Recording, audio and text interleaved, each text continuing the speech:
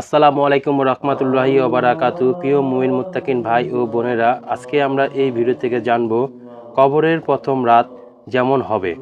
প্রত্যেক মানুষের মৃত্যুবরণ করতে হবে। মৃত্যু থেকে পালিয়ে থাকার সুযোগ কারো নেই। মৃত্যুর পর মুমিনের প্রথম গন্তব্য কবর। যে ব্যক্তি ভালো আমল করবে এবং আল্লাহর সঙ্গে সাক্ষাৎ করার জন্য প্রস্তুতি নেবে, কবর তার জন্য সুখ ও আনন্দের ঘর। আর যে ব্যক্তি খারাপ আমল করবে এবং আল্লাহর আনুগত্যের ক্ষেত্রে ত্রুটি করবে, কবর তার জন্য ভীতি ও অন্ধকারের ঘর। নবী করিম সাল্লাল্লাহু আলাইহি সাল্লাম বলেছেন, কবর পরকালের প্রথম ঘাঁটি। কেউ যদি এখান থেকে মুক্তি পায় তাহলে পরবর্তী ঘাঁটিগুলো তার জন্য সহজ হবে।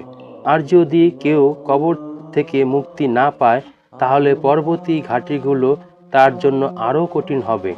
রাসূল পাক সাল্লাল্লাহু আলাইহি সাল্লাম বলেন, মৃত্যু ব্যক্তি তাদের জুতার শব্দ শুনতে পায় যখন তারা ফিরে যেতে থাকে, আর তখন তাকে বলা হয়, হে অমুক, তোমার রবকে, তোমার দিনকে এবং তোমার নবীকে। রাসূল পাক সাল্লাল্লাহু আলাইহি সাল্লাম বলেছেন, অতএব তোমার কাছে দুজন ফেরেশতা এসে তাকে বসিয়ে উভয়ে প্রশ্ন করে, তোমার রবকে? তখন সে বলে, আমার রব আল্লাহ।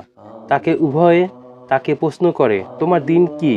সে বলে, আমার দিন হলো ইসলাম। তাকে প্রশ্ন করে, এই লোকটি তোমার মধ্যে প্রেরিত হয়েছিল, তিনি কে?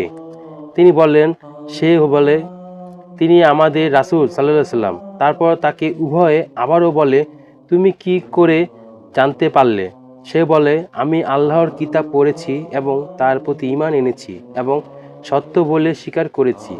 জাকির আলাইহিস সালাম বর্ণিত হাদিসে এসেছে, এটাই হলো আল্লাহর ও বাণী। অর্থ, যারা এই শাসক বাণীকে ঈমান এনেছে তাদের দুনিয়া ও আখিরাতে আল্লাহ সুপ্রতিষ্ঠিত রাখবেন। সূরা ইব্রাহিম আয়াত 27। অতঃপর আকাশ থেকে একজন ঘোষক ঘোষণা করেন, আমার বান্দা যথাযথ বলেছে, সুতরাং তার জন্য জান্নাতে একটি বিছানা বিছিয়ে দাও এবং তাকে জান্নাতে পোশাক পরিয়ে দাও। এছাড়া তার জন্য জান্নাতের দিকে একটি দরজা খুলে দাও।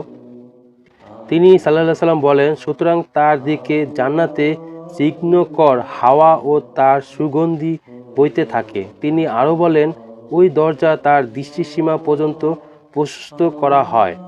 অতঃপর নবী করিম কাফিরদের মৃত্যু প্রসঙ্গে বলেন, তার রূহকে তার শরীরে ফিরিয়ে আনা হয় এবং দুজন ফেরেশতা এসে তাকে বসিয়ে প্রশ্ন করে, তোমার রব কে? সে উত্তর দেয়, হায়, আমি কিছুই জানি না। তারপর তারা প্রশ্ন করে, তোমার দিন কি? সে বলে, হায়, আমি কিছুই জানি না।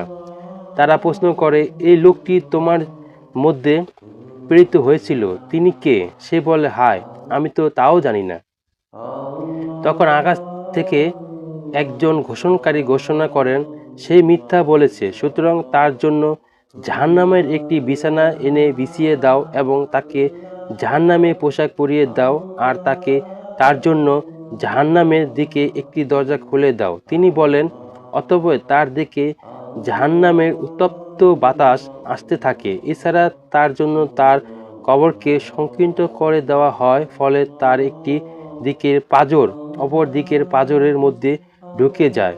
বর্ণনাকারী বর্ণিত হাদিসে আছে, তিনি বলেন, রাসূল পাক সাল্লাল্লাহু আলাইহি সাল্লাম বলেন, অতঃপর তার জন্য এক অন্ধ ও বধির ফেরেশতাকে নিযুক্ত করা হয়, যার সঙ্গে একটি লোহার হাতুড়ি থাকবে। যদি এ দ্বারা পাহাড়কে আঘাত করা হয় তাহলে তা ধুলোর পরিণত হয়ে যাবে। নবী করিম সাল্লাল্লাহু আলাইহি সাল্লাম বলেন, তারপর সে হাতে হাতুড়ি দিয়ে সজোরে আঘাত করতে থাকে। এতে সে বিকট শব্দ চিৎকার করতে থাকে, যা মানুষ ও জিন ছাড়া পূর্ব থেকে পশ্চিম পর্যন্ত সব সৃষ্টিজীবী শুনতে পায়।